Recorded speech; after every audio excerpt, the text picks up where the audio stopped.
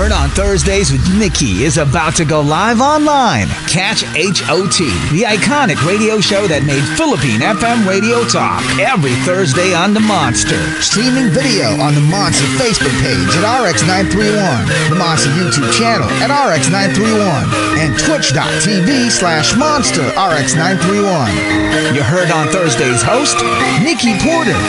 Stand by and enjoy the program.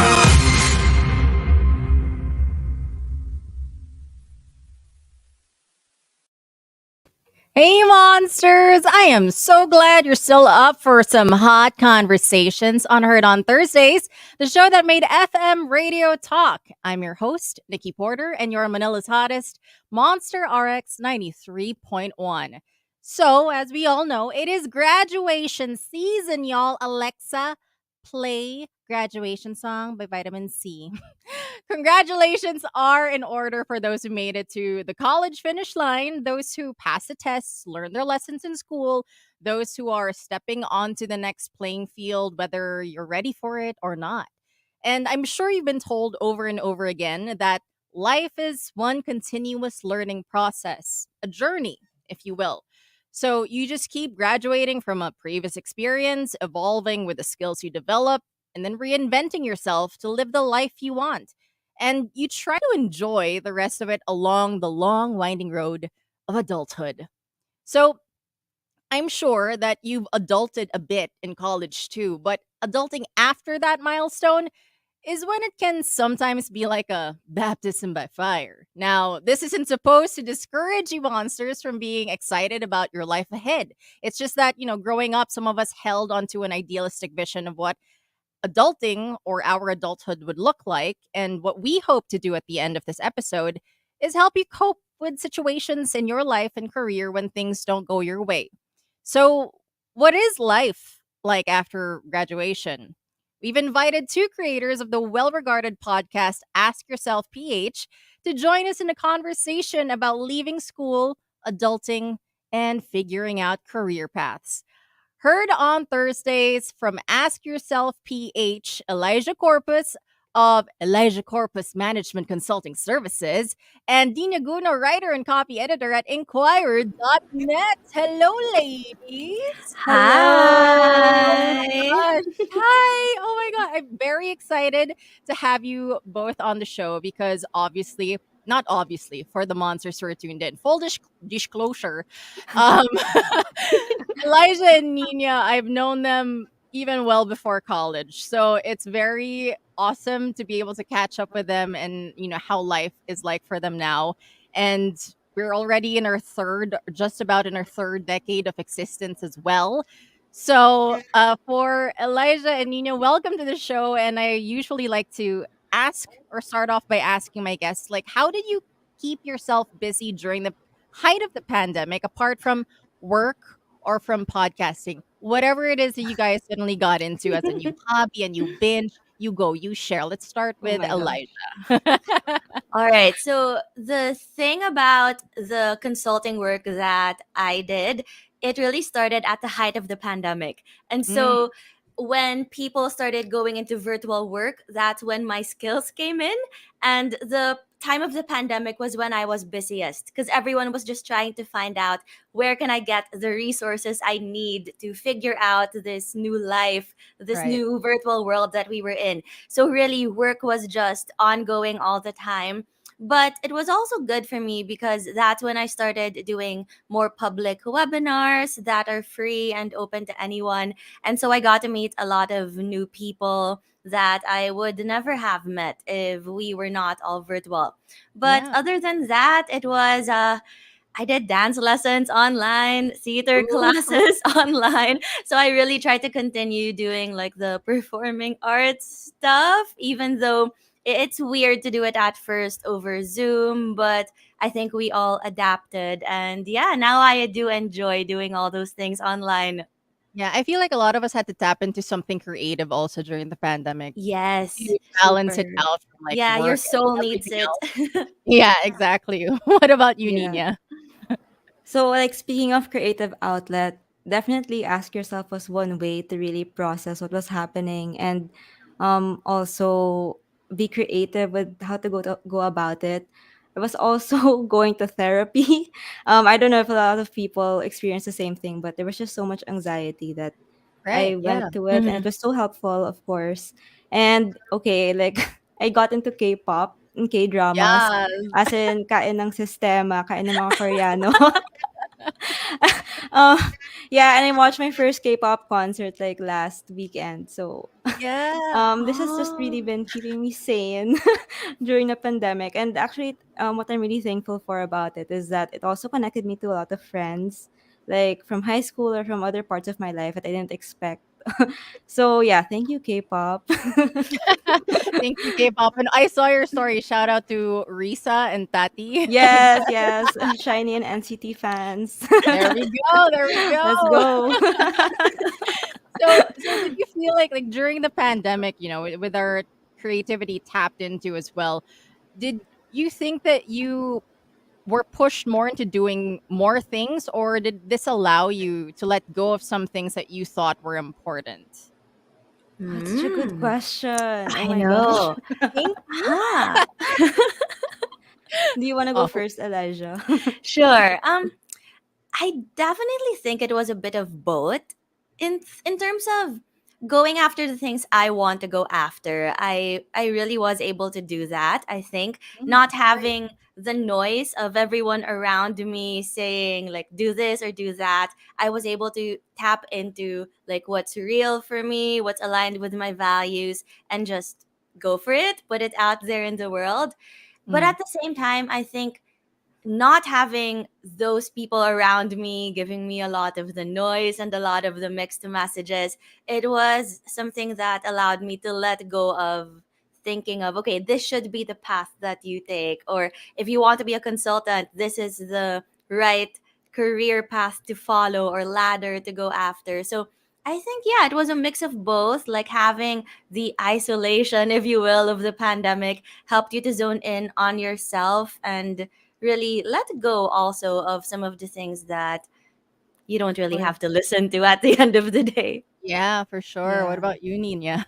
Yeah, definitely. In line with that, like you definitely realize how certain things weren't serving you anymore. So for Mm. me, like I've been in journalism for like the past 5 years, but when the pandemic hit, it was 2020, and there was a lot of I guess extra work because we had to cover COVID, and Right.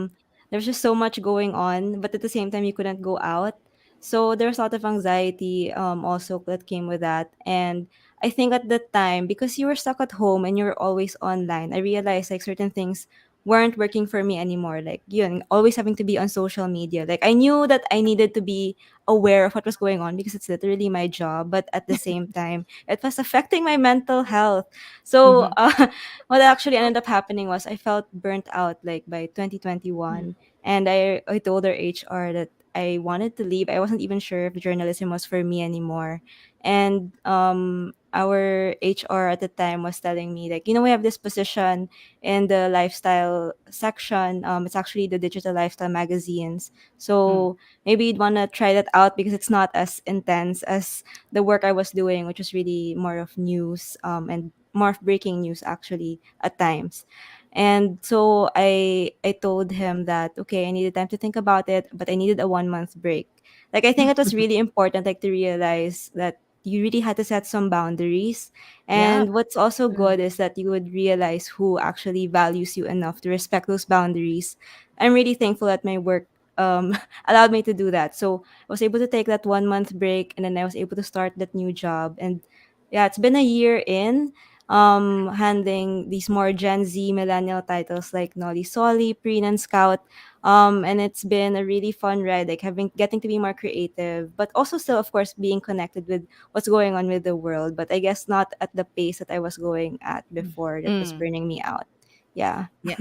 I like that you gave yourself agency also to say in the okay, I'll think about it, but I need a month. Like Mhm. Yes. that's very that's a boss move. It's like I don't feel like Right? I've ever done that before.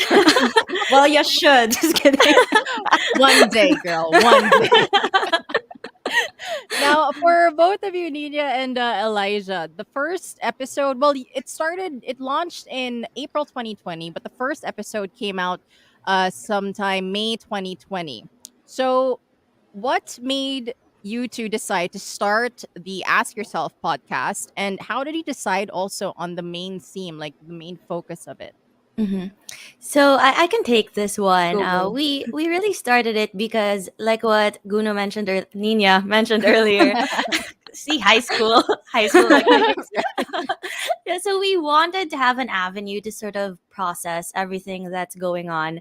And even before the pandemic, we've been talking about how we have so many ideas all the time. We talk all the time about life and career and adulting and whatnot. Mm, And it would be nice to have a way to share all of that. So I think when the pandemic happened, it just naturally came together that we could actually do it online.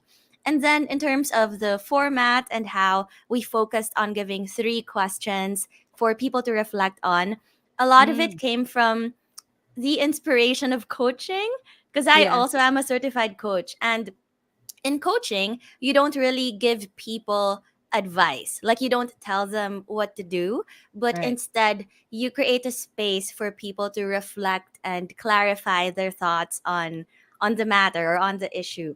And so we thought, like, we hated it when people would just tell us do this or do that. Mm-hmm. So why not just provide questions and have people think about it for themselves?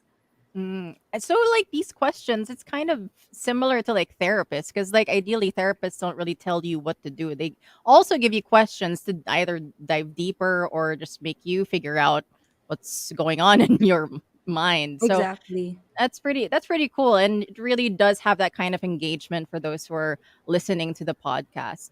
Now, you did post recently in the Ask Yourself Instagram that you'll no longer be posting new episodes, but do you think at some point in the future that you might reconsider considering, without getting too biased or political, recent events without getting political or biased? I wonder what you're talking about. I don't either. Or do you think it would be a little bit risky? I mean, to give a background also why we had to put a pause on things. Mhm. Since I'm okay, like at the time that we started it, I guess because I was doing work that wasn't super creative. It was kind of uh I mean, it was mental but it wasn't creative. I had that leeway to do things with ask yourself that I wasn't already doing at work. But it got hard when I actually started handling like five different magazines and creating Mm, content for both ask yourself and then all of that also, like editing content for both. So at this time, like while I am employed, I think it would be hard for me to do that. But I definitely love the approach that we took. I would maybe see it, maybe if it's not a podcast, like it could take a different form. I'm not sure how yet, but I mean, Elijah and I are obviously still friends, and we actually also still help each other with our careers. mm, So I definitely think that we'd eventually collaborate one way or another. Whether it's with mm. ask yourself or some other way. Yeah, Yep. just to be like fully transparent, I was a client of Elijah's through her career coaching. And that's how it also kind of kicked off the idea, like, hey, maybe this should be a thing that more people go through. Because Mm, what I really loved, as Elijah mentioned, was that she wasn't dictating to me like what to do or not. She wasn't giving me advice. She was asking me questions and I could reflect from there, like what were my wants or what were my needs that I really wanted in my own career. And like honestly, the only person who could really answer those questions is yourself. Mhm. So mm. that's why it also ended up becoming ask yourself, because we want people to like be more connected with themselves, to be more true to themselves.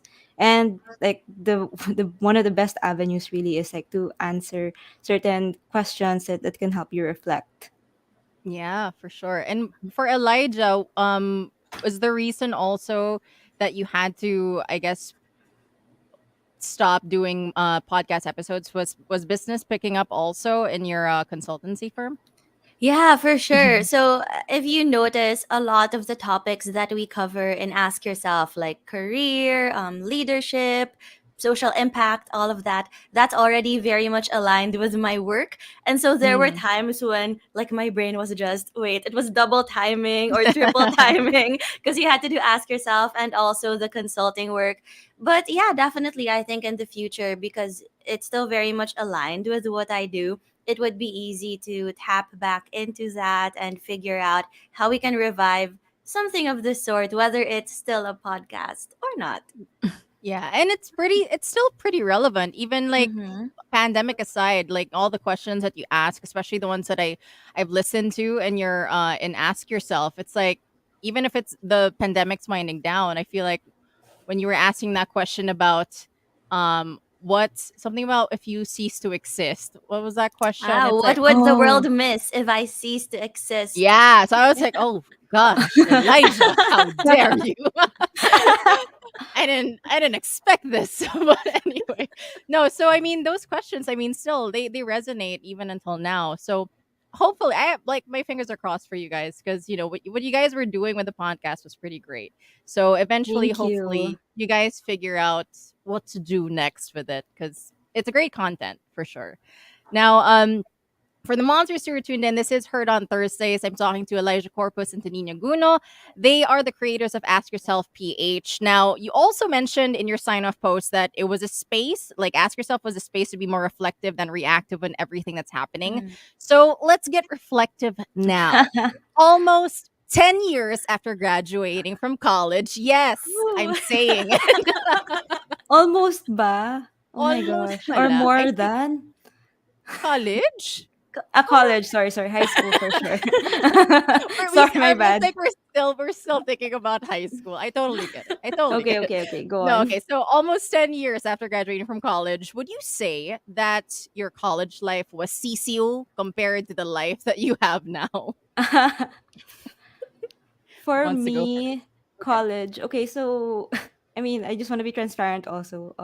So I went to LaSalle, Taft, and Hmm. I took up communication arts and business management. So that was a double degree. Yeah. And to be honest, it was kind of tough doing two degrees at the same Right. time for 5 years. So I was there longer than like a lot of my peers. But it was definitely like so much fun going through that and doing it in person. So I actually feel a lot for everyone going through online schooling, because a big part of my college life was getting that network, getting that support from That's true. friends in college, like going through all those failures together Hmm. or those Hmm. wins together was such a big deal.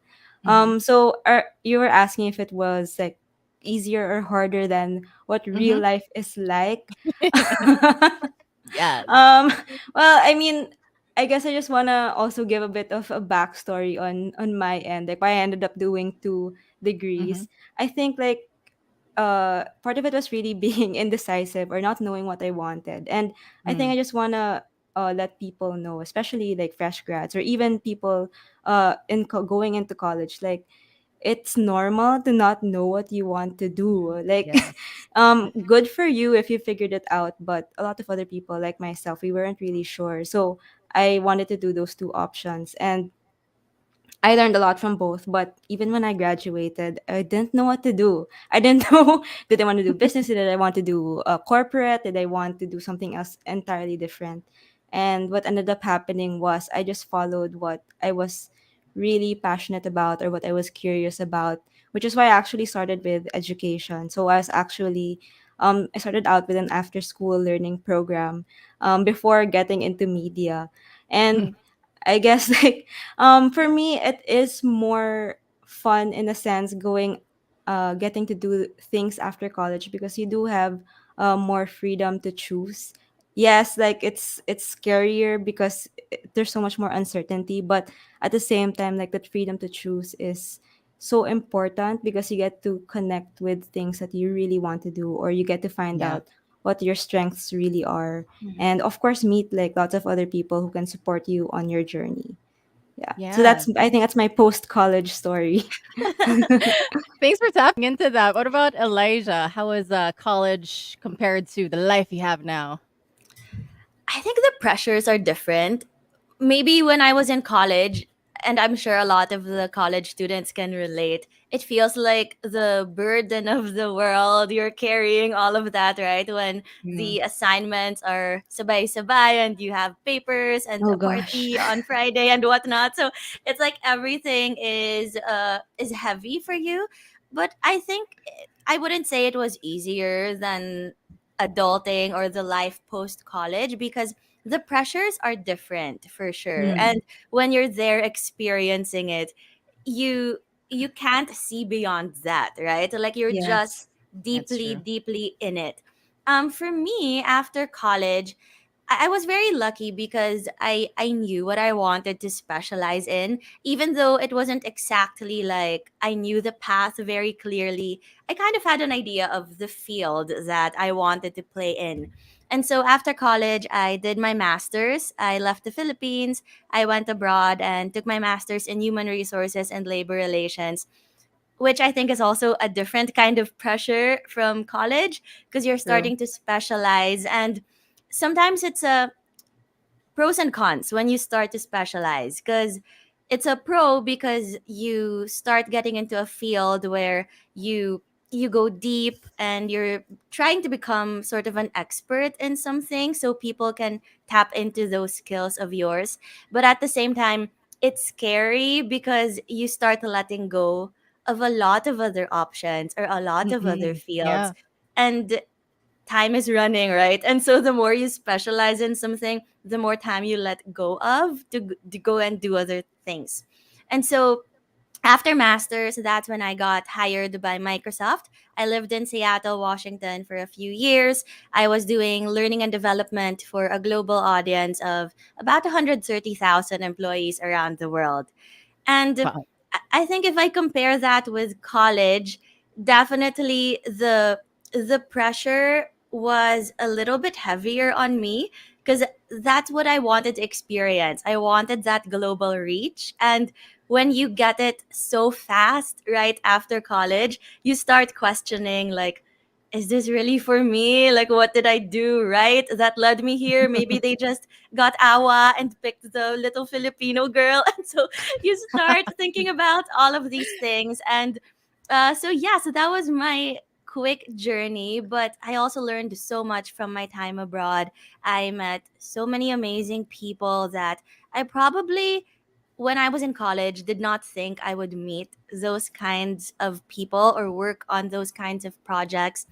And it gave me hope about all of the different possible ways or paths that my career will go. So, yeah, I guess in summary, if you think about college, you it's more of just getting the education that you need and trying to figure out, like, how can I use this education, versus after college you're starting to really ask yourself, what do I specialize in? Like, what do I want people to tap me for? What practice do I want to kind of dedicate maybe parts of my life to doing that would give me joy and help me provide the impact I want to provide? So, yeah, very different pressures, but it's hard all around.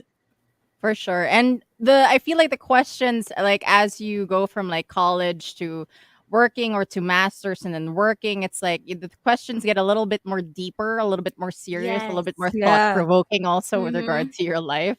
So for one thing though, like what were some of the misconceptions that you had about adulting or entering the workforce? Like if you were in college, in high school, even, what were the misconceptions that you guys had to Mm-hmm. like break? I guess when you finally entered the workforce. Let's start with Nina. Okay. Um Misconceptions now about career. I guess, well, coming from my parents, I mean, they're both from the boomer generation, and they just have really a different life experience compared to what millennials and even Gen Z are going through. So with them, they really value stability, they really value security, and they were able to True. like attain a lot of their life goals, like getting married, getting a house, having kids, and sustaining it like just between the two of them so fast, like before they were even 40 or by their 30s. And we can see like people our age, like our 30s or late 20s, that's not within reach. So I think like from there I realized that wow, there's just such different priorities from what careers were before to what careers are now. And I would say that I had to challenge that notion of having to always choose security. I think it was also part of why I tried to do management, because I was thinking, oh, I need a fallback plan. But Mm. Okay. but now I realize, like, now that I am in media and I'm able to pursue, like, I guess what I'm passionate about, like, there's also it's also really important to know what you want and to play to your strengths, because I think in the end you're gonna end up wasting your time if you're trying to fulfill certain expectations of what society has or what your parents have versus what you really want. I mean, at the end of the day, like, the only person that who you're making happy is yourself. So that was one thing that I had to really think about. Were these certain life goals that others were putting on me, or that I thought others were putting on me, were they really serving me, and what difference were they gonna really make for my life? So I Yeah. think that's one thing that I had to think about. And I think that's why when I got into education, like, I already knew off the bat it won't be something lucrative, but it's something that is really fulfilling. Hmm. It was a way for me uh to serve other people and also to learn from other people. So I taught kids, and I got to learn from some of the best educators um, that I'd ever meet. I actually learned the growth mindset. So I just want to share this also, because I think it's important that people learn about growth mindset versus fixed mindset. Basically, it's the mindset that if you make mistakes, you will it will not define you. Mhm. You have to learn from them in order to grow. And I think it was so important going into the rest of my career, because that's the only way that you're really going to learn, if you're willing to fall down and get back up. Um, the only thing that's like really certain is uncertainty. So I think this just having that mindset moving forward, whether you're in school or whether you're in your career, is really important, so that there's also less pressure on yourself to be perfect, and in the end you'll end up closer to what the goals are really true to you. Yeah. Mm. You really have to align yourselves with what Mhm. you want to do in your life and your career for sure. What about Elijah? What were your misconceptions about entering the workforce? Right. You know how when you're younger, people would ask, "What's your dream job?" Oh And yeah. then people would Oh my start god. sharing. I think we were brought up to think that, like, there's this one perfect job for you. Like, Mm. it's Yes. your one. It's the one. And it puts so much pressure on people, especially fresh grads, I think, that when you start applying for jobs, even though these are entry level jobs, you already want it to be the one, or like the Mm. perfect job for you that will Yeah. open up to the perfect career path. And so I think for me, that's one misconception I really had to confront in myself and in the people around me. Because at the end of the day, there's no perfect job. Like, even though you are doing something that you love, there are parts of that you will probably hate and you Mhm. won't Yes. have the motivation to do all the time. Like, I think, you know how they say in love life, diba, pipiliin araw-araw, or something like that. Like, you Mm-mm. choose the Yeah. person you're with every day. I think a job is that same way. Like, you choose the job that you want to do every day. You find the motivation to do it. That's why it's so important that you pick a job that gives you purpose. You pick a job that helps you to see, this is the impact I want to create and the positive contribution I want to make. Because if you have that, then every day you can choose to do the job, even if you don't like certain aspects of it, even if it's something that's tiring. So, yeah, I Mm-mm. think for me, it's more of, there's no perfect job, but you make it a choice to choose that job if you think it's something that will help you to further the purpose that you want to make in life. Yeah, Yeah. and I think I'd like that you mentioned it's kind of like being in a relationship or like in love life. It's like how we thought about like being in a job was like that has to be the one. para Mm-hmm. hindi na ako maghahanap ng iba. Oy, ganun naman True. ko yun. Anyway, so so no, so I mean it's great. It's great to have that analogy for sure. So that it's I mean for that to make it more relatable and to make it more understandable also. So tell us now about your experience when you were applying for your first job. First job. So, well, what's the best advice that you wish someone gave you back then that you can now give to fresh grads entering the Mm. workforce? Wait, I just want to add, I guess, to answer that question also, and just to add also to the misconceptions Mm, about like college and getting into work. I think one of the myths is that college is going to equip you with everything. It's really, really not. Mm-mm. But it is important, of course, to like lay the groundwork of like the field that you're getting into. Like that's very important. I'm super grateful for my education for that, and at the same time, the jobs that I ended up having, they weren't available when I was in college. Like digital media, I didn't learn yeah. that. Social media, did not learn that in Mm-hmm. college because Mm-hmm. it wasn't there. Like we had no, we didn't even have like smartphones with Instagram and Facebook. Like it was all still laptop at the time. And then when I Mm-hmm. entered the workforce, that was when the digital media industry really started to pick up. And so okay, one important thing I learned while applying for jobs was that you have to keep upskilling yourself for the job that you want. So for me, it was hard for me to get a job in media, which is also why I ended up doing education, because I wasn't like a published writer. I didn't also exactly do a long internship in media companies, and uh, the skills that they were asking for, they were so new, like for example search engine optimization. I never heard of that before. Yeah. But of course, again, going back to growth mindset and just having that like willingness to learn. So I looked for courses online, and I found Coursera.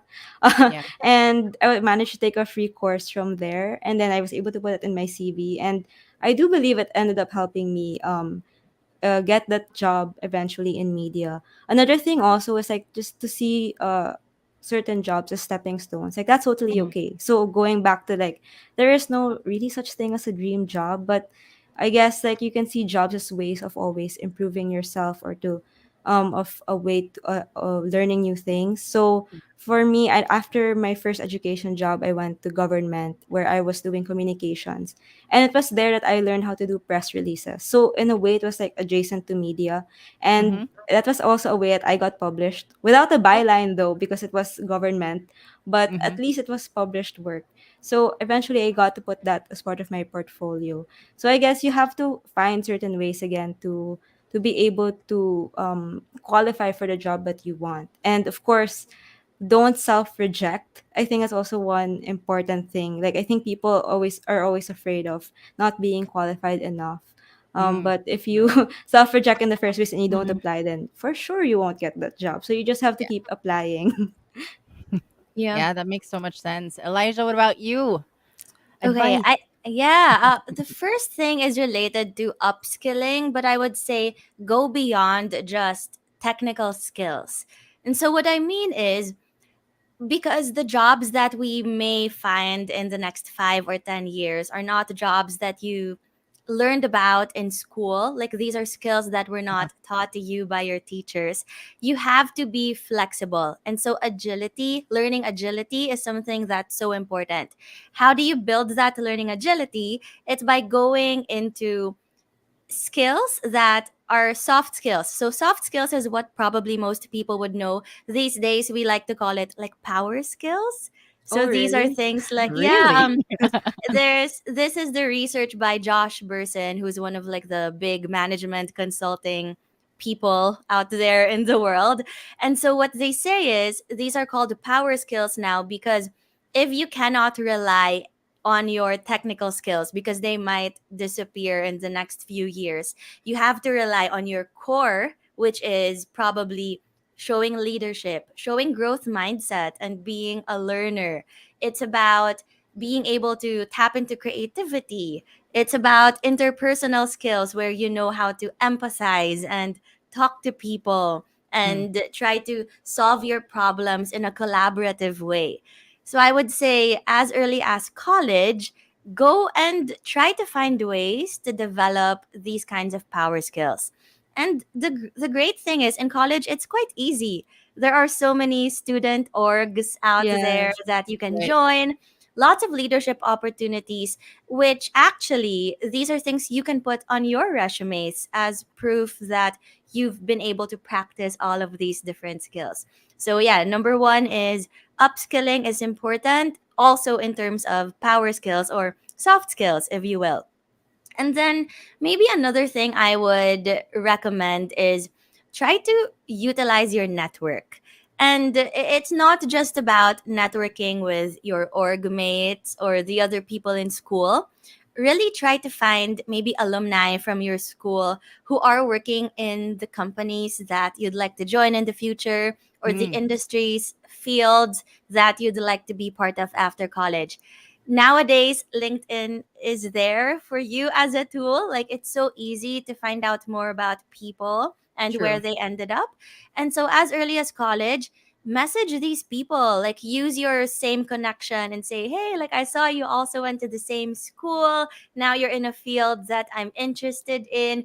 Would you be open to like a 30-minute coffee chat with me? And I'd love to pick your brain about joining that industry, etc., etc. So I think as early as college, utilize those networks that you have and make those connections. There are studies actually that would show referrals are 5 times more likely to get into the company and be accepted.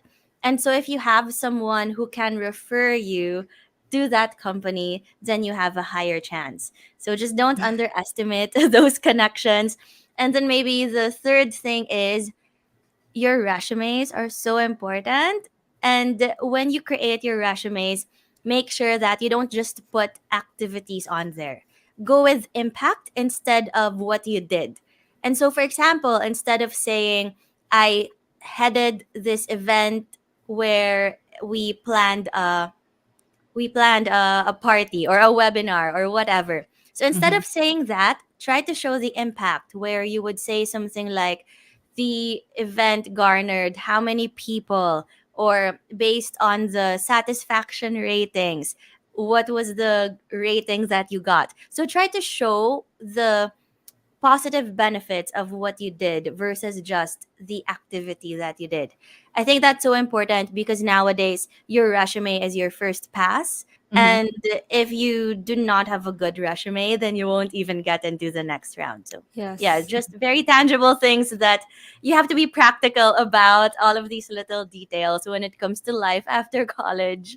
Yeah, Yeah. definitely. Numbers like really do make an impact with your like the results. I think it's more results oriented, like impact that you Mm-hmm. said, where resumes make an even bigger impact on the recruiter. So I love the advice that you guys gave. Thank you so much. I'm really hoping like the monsters are taking note also, even if you're like not a recent grad and you're thinking about moving to another company. These are essential for sure. Upskilling, like fixing up your resume, networking, definitely. So now that let's say that you had your first job interview. Sometimes or most of the time you don't get a call back for an interview after all the Mm. stages in the hiring process. They reject your application, or if it comes from, and especially if it comes from the company that you've dreamt of working at, Yeah. like it could be devastating because it's like that was your one goal of like after getting out of college. So how, I guess in generally speaking, I think also like how did you deal with rejection during your career, Mm. Nina? Oh my gosh. Okay. I don't know how many media companies I applied to. But like it didn't even get into the the interview process. It was just like nobody ever got back to my Yeah. CV. Yeah, so it was also like I ended up, I guess, digging deep into how I could better qualify for those jobs. And as I mentioned, upskilling was very important so that I could qualify for them. But like I just want to go back also to what Elijah was talking about with regard to power skills. I think that was so important. Also like working on leadership skills, working on communication skills, because I True. think eventually that was what helped me get to the door through Mhm. other jobs or opportunities. So, for example, when it came to my first job, which was in education and it was teaching kids, my background was like I already volunteered teaching kids in Payatas before with Tulong sa Kapwa-Kapatid, which is an org both Elijah and I are part of. And I was really thankful I joined that org because then I was able to get my first job through that. And I was actually able to bring my experiences from that Mhm. to that first job. And then it also, of course, translates until now. Like being aware of certain social issues in my line of work, just being really empathetic towards people. Like I think I would really credit 2KK for that, for like that spirit of volunteerism, for that bayanihan, that sense of bayanihan also. So Mm-mm. I think while you're in college, sorry, I know the question's about rejection, but I think Let's like start with so good first. so I mean I tried not to take it personally for one, and then I Mhm. tried to see what strengths I could work on or what experience I could draw from already. And that's why it's also important to try to get certain experience, work experience or org experience when you're in college. Like it's not all ACADS, guys. Enjoy college life.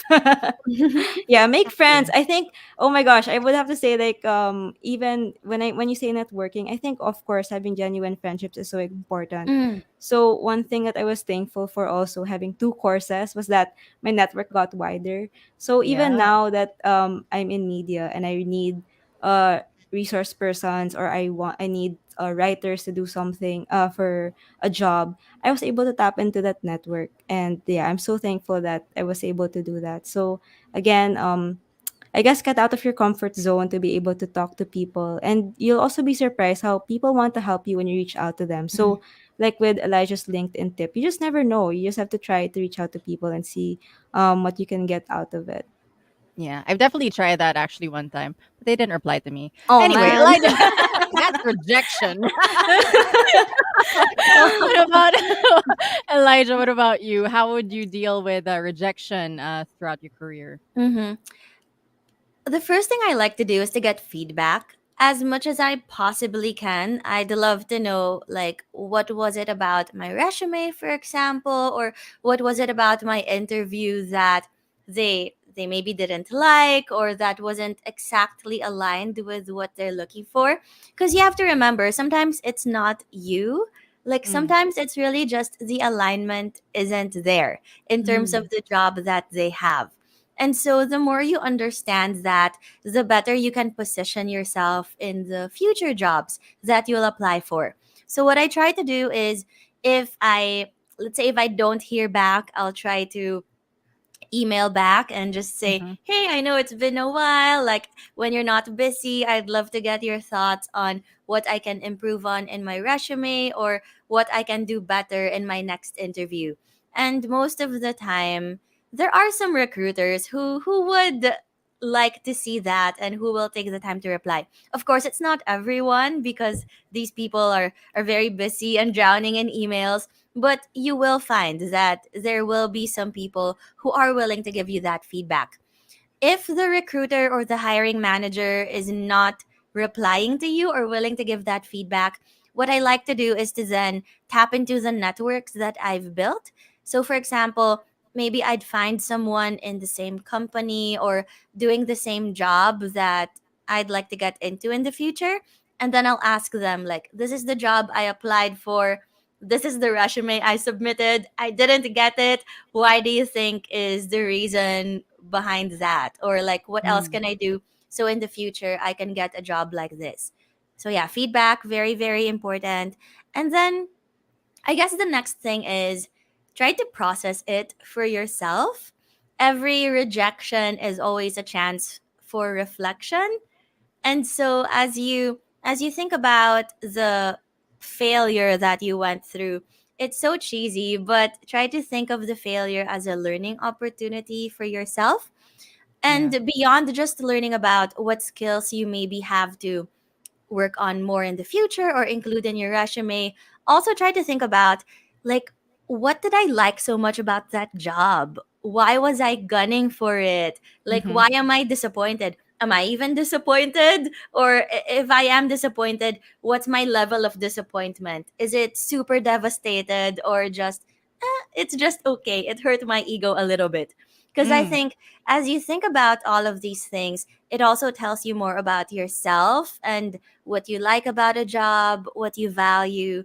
And so use that failure as a way to inform yourself better of your preferences, so that in the future you're kind of zoning in and funneling on those things yeah. that are important for you. For sure. And I like that you mentioned that it was about, what was it about again? I like that you mentioned how, you have a self check within yourself. Mm-hmm. Like, are you disappointed, just because you got the rejection, or like, or is your heart broken or something? Or are you not? Yeah. Is this something that you can like wake up to in the morning and be like, all right, that happened, Yeah. kind of situation. So, I mean, that's great because it does narrow down, like, okay, did it actually matter to you or Mm-hmm. not really? This is really like a love life. But anyway, Yes. let's keep, More than let's we keep realize. exactly. So now, I want to go back also with you guys were mentioning, like, dream jobs. There's no such thing, but there are some people who like to use the terms "my calling," "my passion," "my purpose," Hmm. "my raison d'être," or reason for Wow. being. To describe their job, or they want to have a job that kind of embodies all of those meanings. So what is your take on it, or how should we navigate our way around those terms, or should there be a divide between like your passion and the job that you have? Yeah, I can take it Go, first. go. So, one of the going back to some misconceptions, right? I think there's some misconception that career and passion are on the opposite ends of a spectrum. Mm, And I think that's not true at all, because career and passion, at the end of the day, these are things that, again, it's a choice that you make. Like, these are decisions that you make for yourself. And if you decide that maybe one job is, it could be a combination of something that is stable, but you find little bits of it that can help you to fuel and further your passion, then why are you still thinking that it's not a great job, right? And so mm-hmm. I think the more we shift that mindset from it's on opposite ends of the spectrum to, like, what parts of my job are fueling my passion, what parts of my job are ones that I'm doing for stability, like, the more we really think about it in terms of these layers, I think the more peace of mind we'll have in terms of that career and passion question. And then another thing, or another maybe point of view to think about, is purpose. So I do this workshop where it's called drafting my purpose.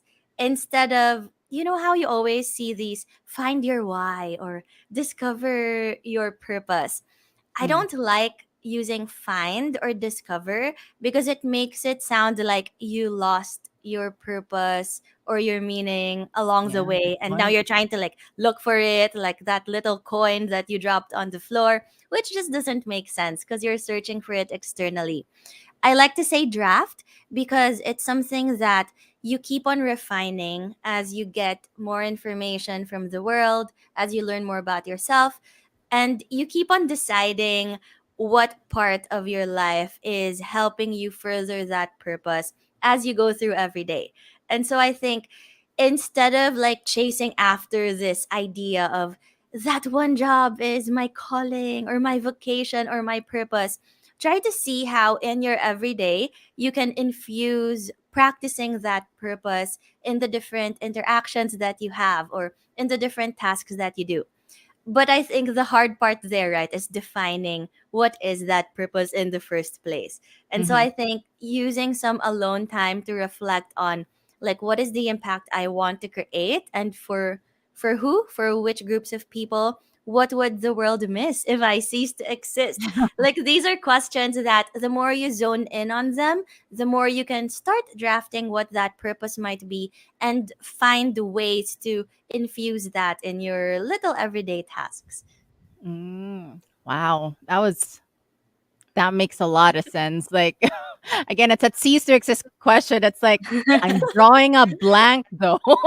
Right? Yeah, it's a hard question though. That's why I think it's not something where you have an instant answer to it, which makes Yeah. it a beautiful question because you Yeah. have to keep on asking it for yourself in Yeah. different stages of your Yeah. life. And it takes, where you're taken aback at first when you ask the question. It's Mhm. like, huh? Yes. And then you're like, and now you start to think, you're like, well, I don't know. It's like you have no answer. But what about Nina? What about for you? Yeah. So shameless plug. Elijah has an amazing drafting my purpose workshop. I've attended it twice. I'll join Uh, it. yes, I promise you, like it really helped me when I was burnt out at work and figuring out what to do next. Gosh, it was so helpful. Um, I'll just mention my purpose, what I drafted then. Like I guess as a way for people to visualize what it's like. I think I Yeah, ended up please. coming up with the world would miss somebody who is a storyteller who's trying to make sense of the world.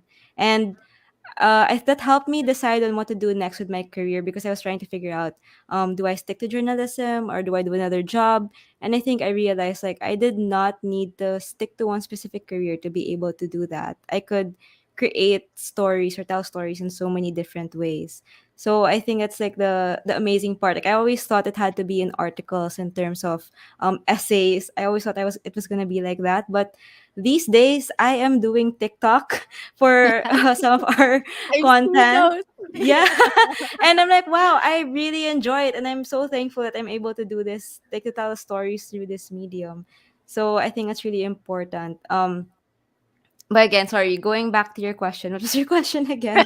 The question is like, what's your how do you how should we navigate our way around, the terms of calling your job, your calling, your Right. passion, your purpose? Yes, yeah. So um I think at first I always thought that you had to follow your passion. And I think I guess it's a general term for like follow what you like. But what worked for me was really just following what I was curious about. You don't because sometimes you don't know what you're really passionate about. So sometimes you just have to figure out what you're curious about. And another thing is that going back to the whole definition of a dream job or wanting this one job to fulfill everything that you need or want. I think that's really unfair. You shouldn't expect that on a person at all, on a partner. Going back to Mhm. the love life analogy, you shouldn't expect that of a partner. So you shouldn't either for a job. I think you have to find that fulfillment in different parts of your life, Mhm. as Elijah said. So for me, I'm already happy with the job if it's like it could fulfill part of my purpose, which is like I like to tell stories, or I like to connect with people. And at the same time, it also keeps me fed, which is very important. So I, if you're taking a job because you need to support yourself and to support your family, there's no shame in that, even if Mhm. it's something you're not like 100% passionate about.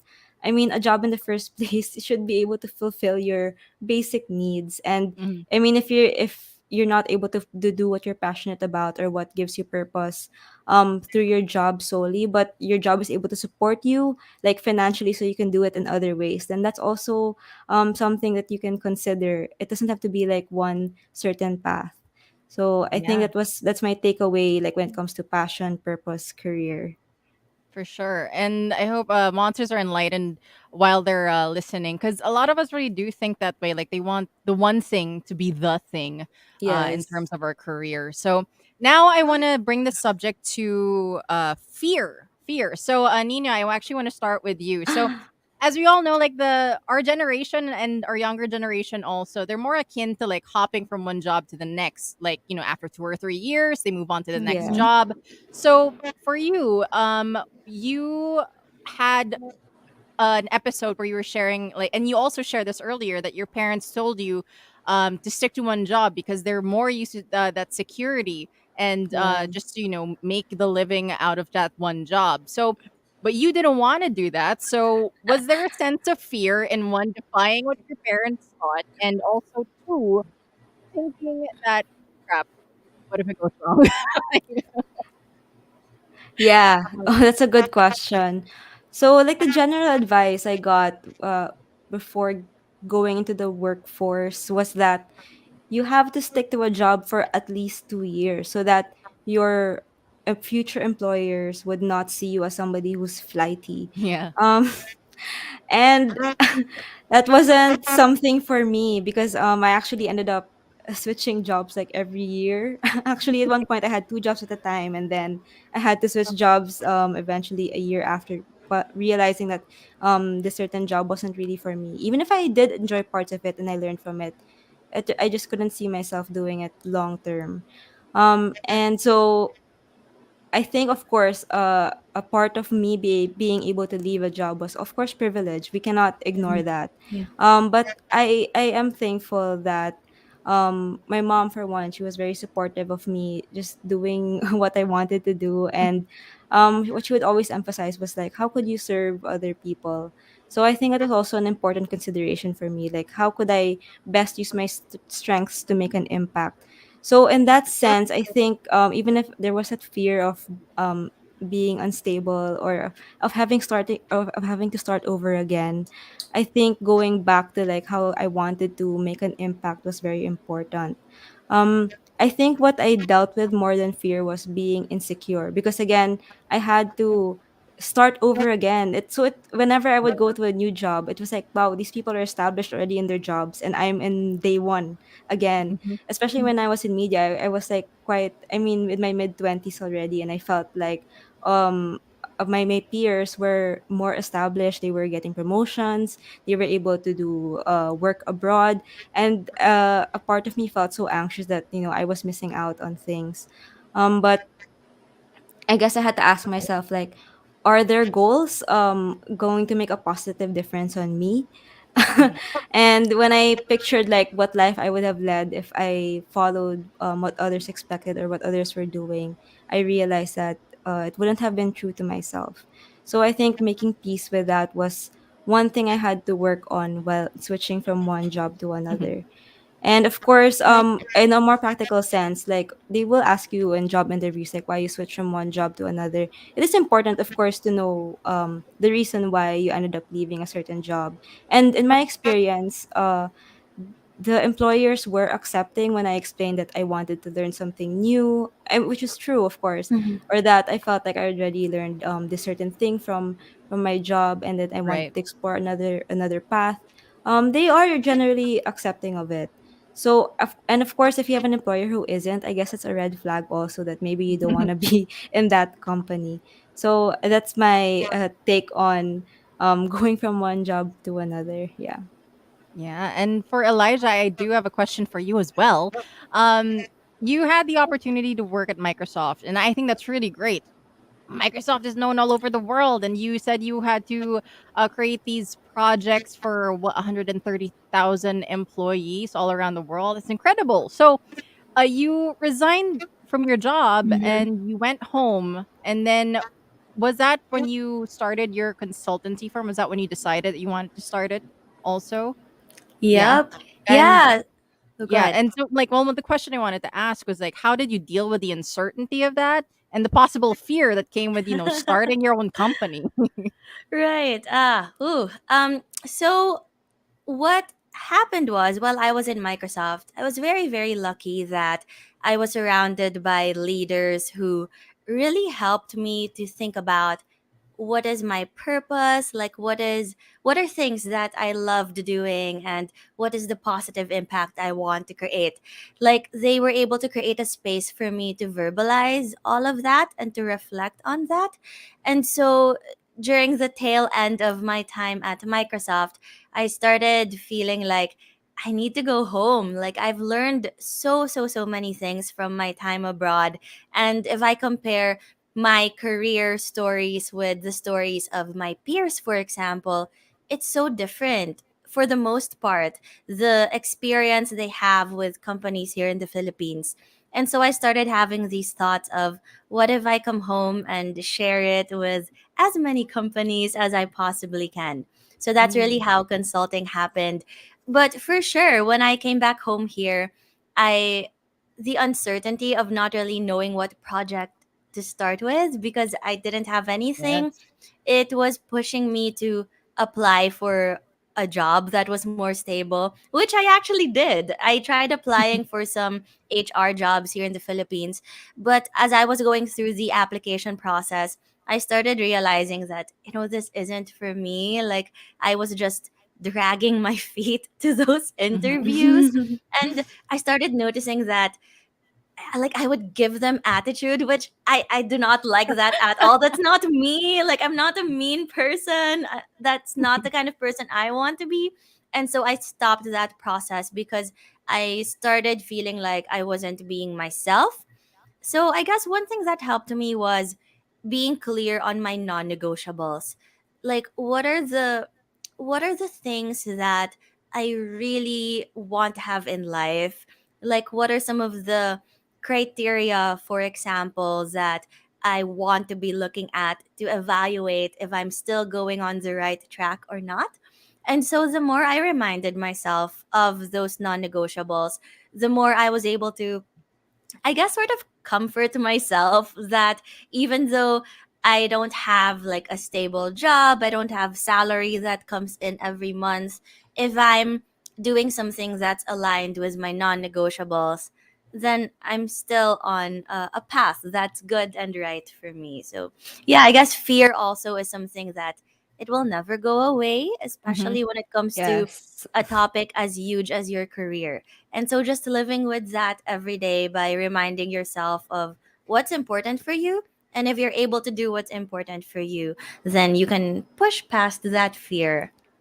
Yeah, and that's absolutely true. Fear is like in practically everything that you do, especially if it's Mm-hmm. something new, something that's all on you. So like it's a lot of pressure and a lot of fear, but it's part of it. It's really part of it. So, for all the monsters who are tuned in, this is Heard on Thursdays. I'm with Elizha Corpus and Niña Guno, creators of Ask Yourself PH, the podcast. And also, we are a little bit over time. I have a couple questions left. I'm Oh going to leave you. gosh. Okay, yeah. Just a couple questions left. Okay. So, I want to ask now also, Nina, what would your advice be when for fresh grads who might be hesitant, well, not even fresh grads, I think, for those who are already in jobs and are thinking about shifting to another job, um, what is your advice if in pursuing the career trajectory that they want for themselves? Okay. So I would say that I don't want to give any blanket advice, Mm, because of course we're all different persons. We all have different career paths. But I guess going back to questions, I think that would be really helpful. So I guess ask yourself, for example, am I doing this job because I enjoy it or I want to do it, or because I'm just expected to do it? So I think that would help you assess if you are in this certain job, um or you question why you are in this certain job, and if it's really something again that is beneficial for you. So mm, I know that we like to think of ourselves as people who want to um sacrifice for our families, or do things for our loved ones, but at the end of the day also you're the one in that job. So if it doesn't make you happy, if it doesn't serve you, then you're suffering, and it would also end up affecting your personal life. So again, like, ask yourself, am I doing this because I want to, or because I'm expected to do it? So another thing again is to go back to a certain goal or certain aspiration of for a job, like thinking about what positive difference will this goal bring to me. So I think this will also help you assess, like, if you're comparing yourself too much to somebody else. mm, Maybe yeah. I think was something also that happens, like, with social media, is you see everyone's achievements, especially when you're LinkedIn. It's like, wow, everyone is so Mm-hmm. successful. It's Everyone is like intimidating. booking jobs and getting promoted left and right. That's like amazing, but at the same time it's so easy to feel small. Mm-hmm. So I think for one, of course you have to step back and think about, what positive difference will this certain goal that this person achieved bring me if I wanted to do it. I think you have to look back also into the stories, like, what does it take to achieve that kind of life or that kind of goal. And of course, if it's something that you want, then good, maybe you can actually even talk to that person and ask how they were able to do it. But if you're able to assess and see, like, maybe it's not really for me, then you're able to step back and be like, comparing is not healthy. At the end of the day, all you have is yourself to make happy, or to be happy with yourself, or be at peace even with yourself. So I think that's like the something that's really important also at the end of the day, making sure that you are tapping into your own needs, to your own wants, into your own dreams, and at the same time your own boundaries. Yeah. All right. Thank you for that. And now, Elijah, since you're a leadership and career coach, you do have a workshop on drafting your purpose. So I want to know, and for all the monsters might be interested in taking this workshop as well, why is it essential for us to draft our purpose? Mm. Right. I think in the world that we live in now, especially with like all of the uncertainty, and it will be even more uncertain, more complex, it's easy to feel like you're lost, or that like your feet are not grounded anywhere, right? Because if you if you go with the flow, it can go a million different ways. And so when we draft our purpose, it's not about certainty. It's not about saying that this is exactly who I am and what I will do. It's more of, you want to give yourself some guideposts along the way, even if it's not clear. At least if you have some idea of the things that you want to do or need to do, then you won't get adrift as easily as if you had no idea at all. I think that's why it's important to draft your purpose even as early as when you're in college. If you have an idea of, like, what is my desired future? What is my reality? What are the small steps that I can take to bridge the reality to the future? If you can start drafting your answers to these questions, then you can kind of have an idea of the different milestones that you can hit, and it helps to keep you sane at the very least, right? No matter how hard the world may be, at least you kind of have these thoughts and you can have momentum as you work on them.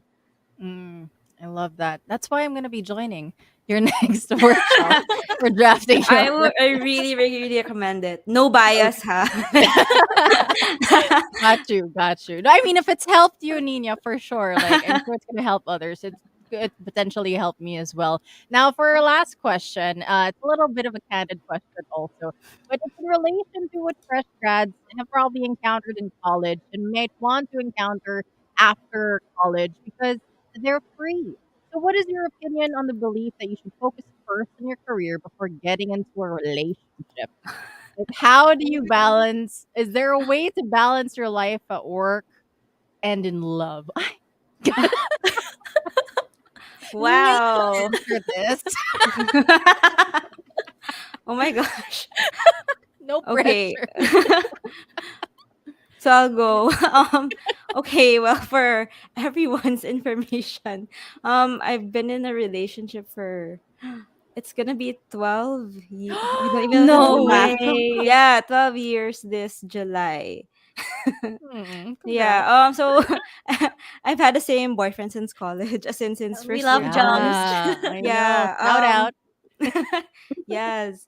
So I know there's this whole debate, I guess, right? Like, you'll get distracted because of your partner.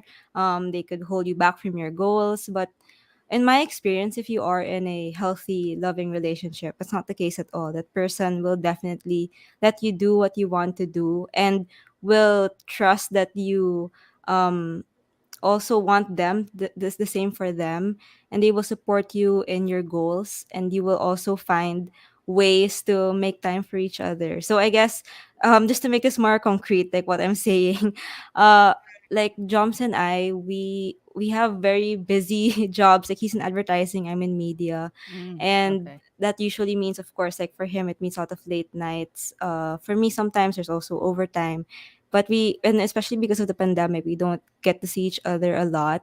But it's always important that you end up making time for each other.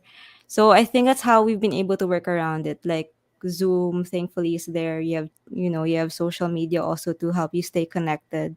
um yeah, and I think that if you do have a partner, I don't think it's more of the time together that will really matter, but you could see if they appreciate your priorities and also respect the boundaries that you have when it comes to your work or your personal life. Like that's a really important thing that um you should have in a partner. Yeah. Yeah.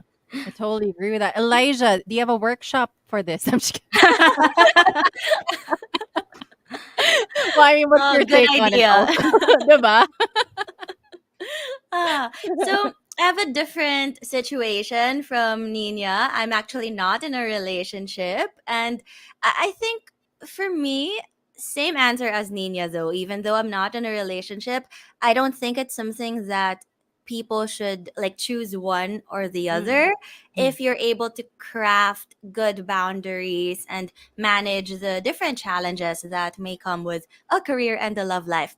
I think the general thought here is fill your life with things or people that will give you love, right? Like for me, for example, even though it's not a romantic kind of love, I am very close with my family. When I came back home here, and even when I was in the States, actually, I still had close friends with me that I always kept in touch with, always talked to.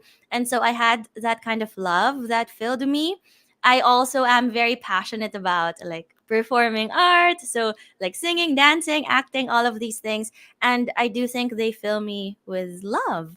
And Mm. so the general idea is whether it's a person or a hobby or a dog or a cat or whatever that is, like fill your life with love and things that can give you that sort of joy. And I think the energy you get from that will also help you with career and all of the other tasks that you have to do.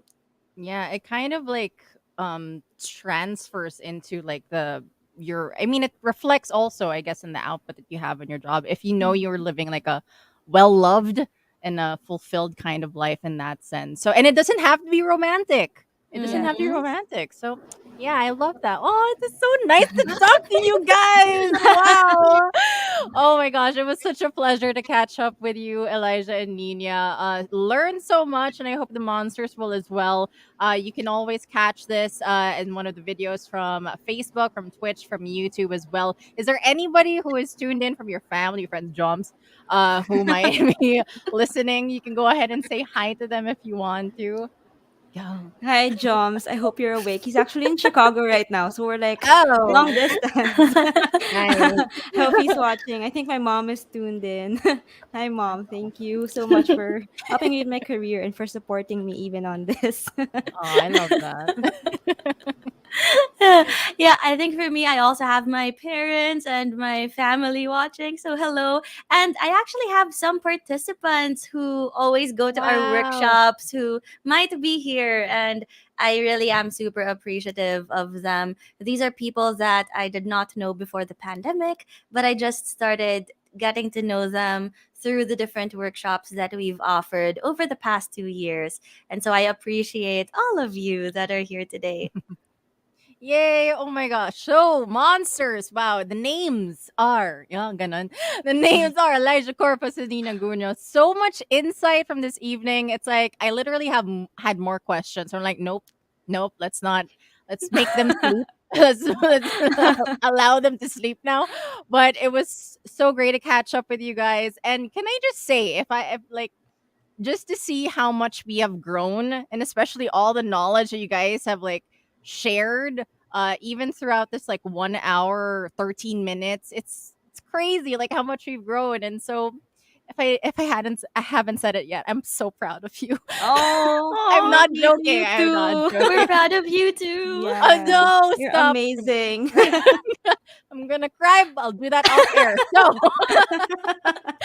So for all the monsters tuned in, this has been heard on Thursdays with me, Nikki. Catch me again next Thursday. But for now, it's been a pleasure. But it is time for us to say goodbye. And with that, we bid you a good night. Bye. Good Bye. Thank you. night. Monster exclusive interview. Monster exclusive interview. Only from Manila's hottest. Monster RX 93.1.